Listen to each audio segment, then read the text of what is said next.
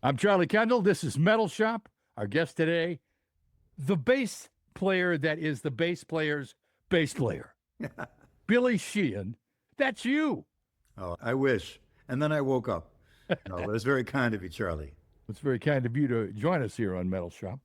Do you have a secretary who directs you? Because your schedule got to be I hell. wish. Boy, my life would be easier. I'm juggling like the lead clown of the circus here. No, I take care of most everything myself. When I'm on tour, I usually have somebody that helps me out with such things. And usually we have, prior to a tour, we hire a publicist that coordinates things. If I'm not on tour or I won't be out for a little over a month. So I don't have that right now. So it's just you and me. Now, All you right. released Kill Switch, the EP, and then Footprints. How did the sound evolve between the two? Because I find it different. Yeah, it's this is the band. It's the first time I've done a band that was based on songs. We started with songs and then went to band. Usually you get a bunch of guys together. He's a great drummer. He's a cool guitar player. This guy can sing. And then, okay, what do we do for songs? And then you start to figure something out. With this one, Mike Crumpus he played with Smash Mouth for a while. He's a great guitarist, great producer, and great mixer and recorder and a drummer too, all around talent. He contacted me years ago when we both lived in LA and I didn't know him. He contacted me through Facebook and said, I got a bunch of songs. I need bass. You want to come down to my studio and lay some bass down? I said, sure, let me come down. So I drove down and I'm working out these songs and figuring out the parts and getting ready to record it. And I'm thinking, man, these songs sound great. And I said, who's that singer? And it's Toby Rand, this guy from Australia. He's a great singer.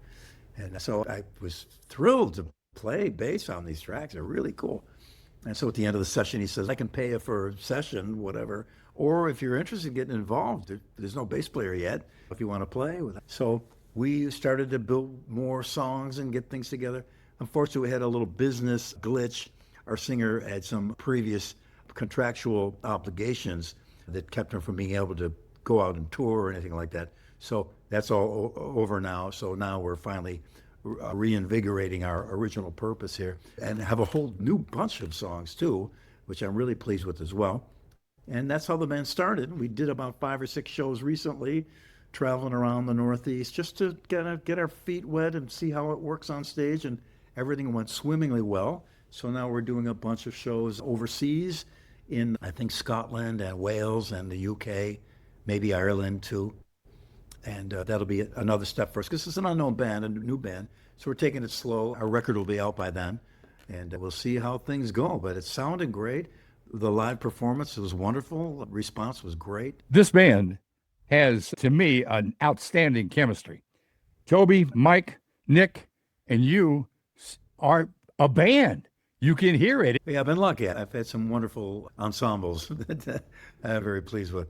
Yeah, it's just kind of we're all at that age, pretty much. Well, I'm the oldest one, obviously, but it's just kind of we're all at the spot in our lives where we just came together and it was easy and fun and enjoyable, and a lot of mutual respect. These guys have supreme talent, and trying it out in front of people live. By the second verse, the second chorus they were singing along with already, even though some of the songs I hadn't even heard before. Like I said, it was really song driven. Songs are put together really well, and that brought us together. And we've all had a lot of experience in a lot of other bands too. And you can kind of take that with you when you leave a band or go off to something else. That which you learn stays with you, thankfully. And so we know how to make it work, how to make it happen on stage. So we're pleased with that. Well, this warm up tour, have you learned what you were hoping to learn for the Yeah, band to grow? yeah, that we could get on stage and deliver the goods. And you think, of course you could. No, but it doesn't always work that easily. Sometimes you get up there and it just doesn't feel like putting on a pair of shoes that are too small. It just doesn't feel right. Or the shirt is scraping your neck. But it fell right together. And we were having fun and laughing our very first night. We rehearsed hard to make sure to deliver what the audience is paying for. We want them to get their money's worth always and have a great night and enjoy themselves. Yeah, just we got lucky and it fell together just very sweet, nice, enjoyable, singing, harmonies, cool songs, and we had a blast. How involved are you in the songwriting? But because the songs are structured, I try to build what I do within the fabric of the song structure. Not that I don't anywhere else, but in this one even more because the songs are. So I love the song. I don't mind just driving it along with the 16th notes. I'm having a blast because I'm singing a lot too. So I got to kind of play the simple bass part so that I can sing. And still sing. What made this the right time to start a new band for you? Any time is the right time to start a band. No, Mr. Big is over with. The Winery Dogs are gone. And I love playing live. I live to play live. I play live to live. I thought maybe we could do some shows with the fellow. It would be great. And everybody was in line and we wanted to do it. So I get a chance now to get out up on stage. New songs, new people. I'm excited about it. I'm also doing my original band, Talus. We sadly lost our lead singer soon after the last record we made. And now we've had the great fortune and good news that his son, James Narrow, will be taking his place and singing in lieu of his dad, who we lost sadly a few years ago. And James has got an amazing voice. He sings like a bird. He's going to be doing Talus shows with us, so I'll have that band too. So between the two, I'll be booked up solid and I'll be on stage a lot, thankfully. From my perception and as a consumer, I see less and less what I would call star quality frontmen than I used to see. Am I seeing it wrong or what? No. As a matter of fact, I had lunch the other day with someone you might know. His name was Joey D, and it was Joey D and the Starlighters, Peppermint Twist. His son contacted me online. He set up a lunch date, and I got to hang with Joey D. What a wonderful guy. But he was one of those guys. He was the front man. He made it happen. He knew how to talk to an audience. He dressed the part. He looked the part. He sang the part. And I think nowadays people are a bit more casual about it. And for me, that doesn't necessarily fit with me. I really think if you're up on stage, you really got to deliver the goods. I think you should look the part. And people are paying their money to come and see you. And give them the best thing you got. Give them the best you can. I don't dress in a tuxedo or anything fancy, but I try to be just presentable, like I would be if I was going to meet people that were important to me. Hey, we're going to this party and these people are going to be really important. You're going to love to meet them. I'm going to have a shirt with a collar and some look presentable because they're important. The audience, there's nobody more important than that. So to go up and cut off jeans and a T-shirt with the arm sliced off and sandals, okay, if that's what you want to do. If you sound great, I'll still love your band anyway. But for me, I just like a little bit of presentation because the audience to me is everything. Everything I own, my house, my car, my savings account, everything comes from somebody buying a ticket, a T-shirt, or a record. And they're special to me. So I want to make sure and be the best I can be when I'm up in front of them. You stood on a stage with Diamond Dave. There's one. Grandmaster. Your two-handed tapping and lead bass style, that is it's influenced a generation of players. I played bass as a kid. My son is still a bass player, and he worships you. Now, how has your technique changed now that you and we have gotten older? I still approach the bass like I'm 16, and I'm always learning something new. When I'm home, I get up, feed the cats, and I'm down practicing for a couple hours every day. And every day I come up with something that I never knew before. I do something that I never did before. I can revitalize and rehabilitate something I did back in the 60s and bring it up to date, or the 70s or the 80s or 90s, and reincorporate it into what I'm doing now. A lot of new things. And the more I know, the more I realize I don't know, which is a good thing. The more that you play any musical instrument, you're heading to the top of the mountain, and the top keeps getting higher and higher the more you go. There's so much more. So I'm always trying to do better and trying to improve. And that's very important to me. It's my life's work. It's what I do It's all I do. That's how I spend my time. Your current live rig, tell us about what you're using. Well, for years I had racks and racks of gear, Fender Super Bassman amp, a wall of SVTs, and then half SVT, half Pro Audio, then all Pro Audio and custom preamps and all that. And now I have the Helix, which is a digital version of about 600 pounds of gear that some of my original gear that I had from back in the 70s, Line 6, the makers of Helix, they modeled my personal gear to put in the software of the Helix. So wherever I go in the software is my original preamp, my original compressor that I used on all the records I've done pretty much. We're having mercy on our crew for not having to lug around racks that weigh 600 pounds. Studio, do you use the same gear in there inside the recording?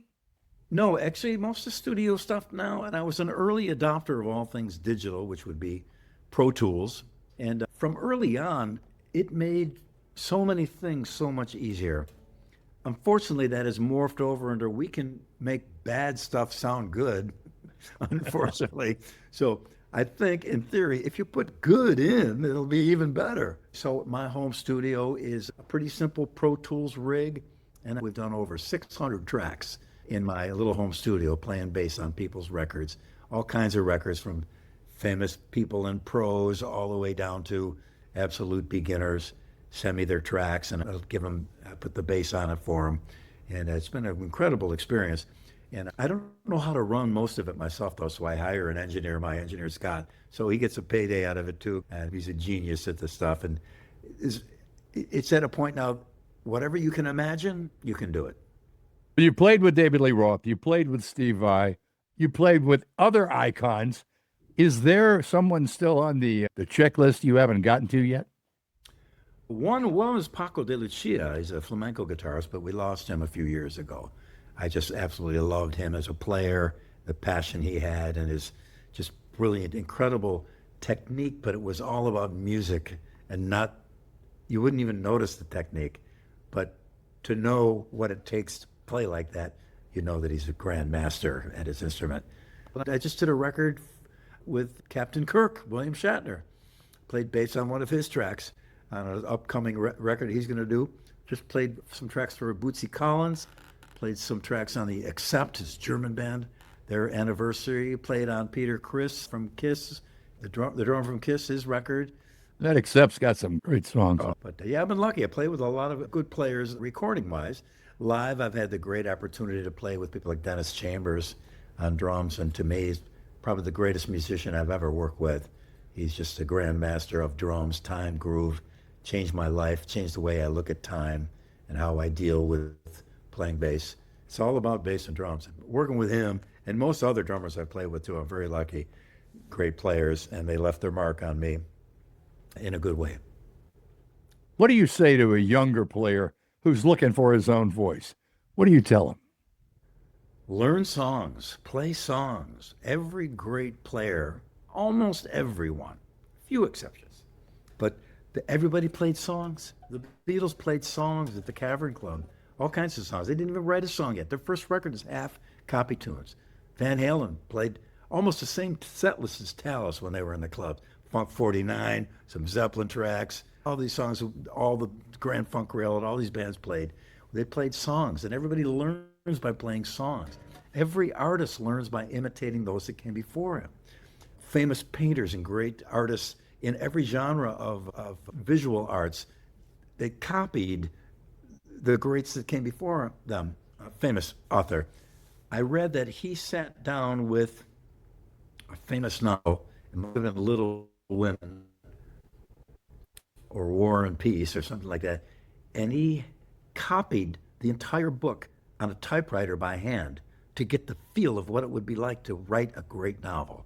So everybody copies. You learn from those who came before you. So for me, I learned a million Beatles songs, a million Beach Boys songs, the Dave Clark Five, Three Dog Night, Grand Funk Railroad, Crosby, Stills and Nash, on and on, songs by all of them. over and over, played night after night in clubs.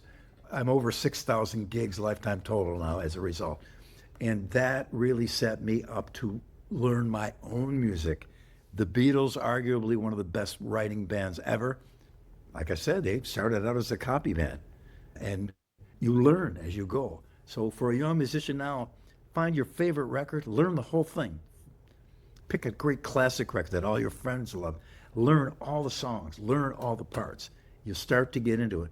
Just like language. You'll learn, you start speaking gobbledygook when you're a little baby, but you're here, your parents and your brothers and sisters and your friends talk, and you start to pick it up. Pretty soon you got your own voice and your own idea, and you speak your own ideas. And I think that's the way to do it. The current generation now, in terms of music, what was the last few songs that you've had to go home and learn because they touched you, they reached you? What songs were they? Oh, gee. It's an odd thing because I spent so much time doing that in the younger years. At this point, it's not as much of a pursuit of mine, but it still does happen occasionally. And especially when I have to record something, like if somebody does a copy tune and they want to record it and I play bass. I just finished a bunch of songs, the leftovers that didn't get on the David Lee Roth record. When we did his record, the first record, there's about 5 songs that we were considering doing, but we ran out of time and ran out of room. So we just went and recorded those. One of them is a Rory Gallagher song called Secret Agent. So learning that was cool because he's got a great bass player and drummer too, Rory Gallagher, Irish amazing guitar player. Another one was a Canadian artist, Kim Mitchell, a song by him. And I kind of knew the song because I'd heard it a lot, but to sit down and learn it was, again, a great experience. He did an odd thing with the timing that you don't even notice, but it's different than most every other song, how he goes into the next part. A really cool thing. There's a band called Stray Dog with Snuffy Walden, that was the guitarist. And a pretty famous studio guy now, did a bunch of TV theme songs and what have you. And Stray Dog turns out was the template for Van Halen. There's one song that they have called Speak of the Devil. And Van Halen had Running with the Devil. And Speak of the Devil almost sounds like Van Halen. The singer's kind of the same, with the same kind of swagger, great guitar playing, amazing bass and drums. So we learned that, and that's going to go on the record. And a few others. When you learn hits, you really get deep into what makes a song a hit, and by mimicking it, I think it gets into your DNA a little bit. But I do play all kinds of genres, from bluegrass and country to death metal and all points in between. So that's a kind of a cool thing to be pursuing in the studio to play for other clients, because I got a big stretch of styles that I've got to span. We'll do 3 songs a day, and the first one is a country thing, and the next one is some wild prog 7/4, 9/4, 9/8 odd timing. And then the other one is just some kind of acoustic ballad. And it's helpful to me as a player to be touching on those styles as well. This point in your life, what would you call success at this point in time? Having the bills paid and having not so much worry about how I will sustain my life, so that I can spend time on this, more time than ever. That is a real joy to me. And I'm grateful to everybody that ever bought a record, a ticket, or a T-shirt, and it gave me the means to have a life and a time now where I can have the luxury. I'm supremely grateful to everybody that supported me over the years, and that's success to me. I can play my bass anytime I want, for as long as I want. I can record. I have just free reign over what I want to create as a musician and what I want to enjoy as a musician. And I'm good. I don't need a private jet. And I drink cheap back wine, no $100 bottles of wine at my house, but we have just as good a time. Let's talk about the EP a little bit. Can you tell me about Footprints? Tell me what that song is about from your perspective. Our singer, Toby Rand, is a great lyricist too, and a great writer. And that is about change and changing yourself. And the footprints make an image of what you are. And as you walk, you look behind you and you see what you were. And it was brilliant. I thought it was a great way to concisely say something that's philosophically deep, but it makes it simple and easy for everybody to relate to it. And so I instantly fell in love with that song. One of many of the Fell songs that I check out the song and I'll play them. And oh yeah, that's pretty cool. So I like it enough that I feel a burning desire to, hey, come here a minute, let me play you something. I got to show you this. And that's a good sign, I think, for me when I have something that I did. Let's talk about Kill Switch. Yeah, we did a video for that in an underground bunker outside Warsaw, Poland from World War II, which was used for chemical warfare. But it was just, a kill switch is a way to just turn everything off. Dead, stop. And it's usually a big giant switch that pulls the power from everything. So it isn't just like a switch turning off a part of anything. So a kill switch would be a way to stop everything. Everything stop right now. We must reevaluate. Yeah, some days I wish we could do that. Hello, everyone. My name is Billy Sheehan. I'm your bass player. You're listening to my dear friend Charlie Kendall right here on Metalshop. Enjoy.